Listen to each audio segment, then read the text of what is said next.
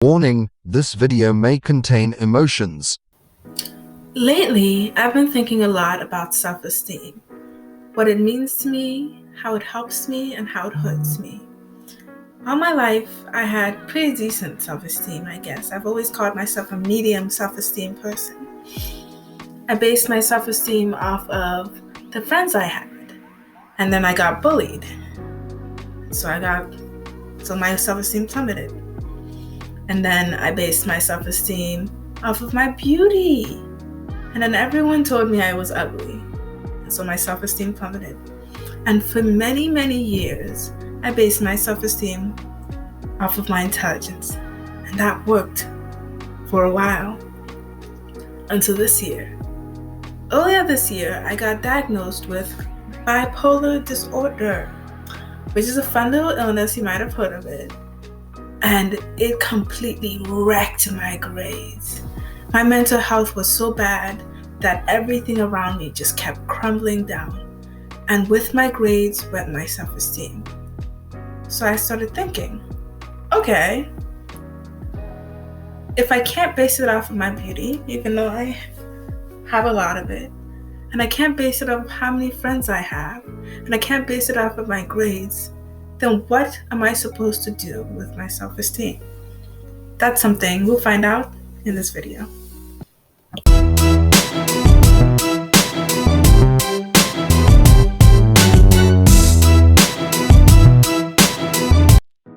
Dr. Morris Rosenberg, creator of the Rosenberg Self-Esteem Scale, describes self-esteem as, and I quote,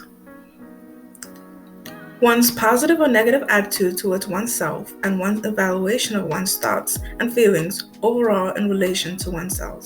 So in layman's terms, that means self-esteem is a person's attitudes towards themselves and how they feel about themselves. There's two types of self-esteem that we will talk about in this video: high self-esteem and low self-esteem. High self-esteem is pretty self-explanatory. Low self-esteem is also pretty self-explanatory. But we'll go into both of these things in the next section of the video.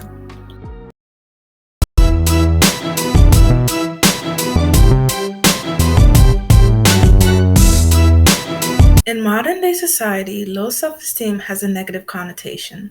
Low self-esteem is associated with a bad self-view and is often seen as a predictor of bad mental health.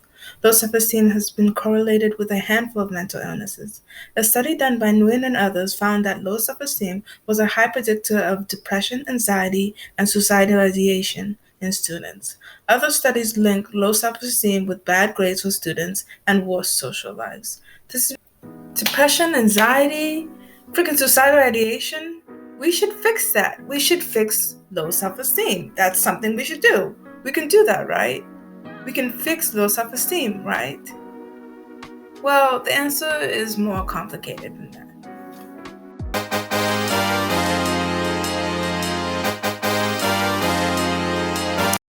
High self-esteem is seen as more positive. This is because it is reflective of a positive self-view and high self-confidence. This does not mean that it does not have its bad side. A study by Baumeister, Smart, and Bowden found that high self-esteem was positively correlated with violence. Another study found that those with high self-esteem were more likely to make reckless mistakes and abuse drugs and alcohol. Some people hear that and go, dang, goodness, I guess I don't want high self-esteem.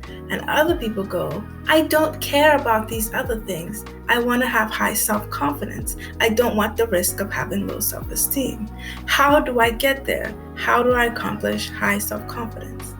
Well, studies have found inconclusive evidence, to say the least. A study by Brummerman and others showed that complimenting those with low self-esteem actually puts more pressure on them and makes them less likely to challenge themselves. Another study by Wood and others found that positive self-statements were also ineffective in increasing self-esteem. They actually felt worse when they said nice things about themselves. Crocker and Park found that trying to pursue high self-esteem was more dangerous than staying the same, stating that the benefits of pursuing self-esteem only outweigh the cost if and only if you can guarantee success in your goals. I mean, they were right. My self-esteem was crumbling because I had placed it upon my intelligence and my intelligence is not always going to showcase itself. So, what am I supposed to do if I can't compliment myself in order to feel self worth, and other people can't compliment me until I feel self worth? What am I left to do? Unconditional self acceptance! Self acceptance is defined as an individual's acceptance of his or her attributes, positive or negative. This means to accept yourself fully and wholly without thinking of the positives or the negatives of your attributes. But why self acceptance? What's that gonna do for me? What's accepting my flaws gonna do? Well, let's look at the science. A study by Emmanuel M. Berger found that those who practice self-acceptance are more likely to be accepting of others. Boyras and Waits found that individuals with higher levels of self-acceptance are less likely to ruminate on negative things. Another study by Jimenez, Niles, and Park found that self-acceptance was positively correlated with positive emotions and mood regulation. Self-acceptance is also better for your mental health and self-view. But Sharon, how do you practice self-acceptance?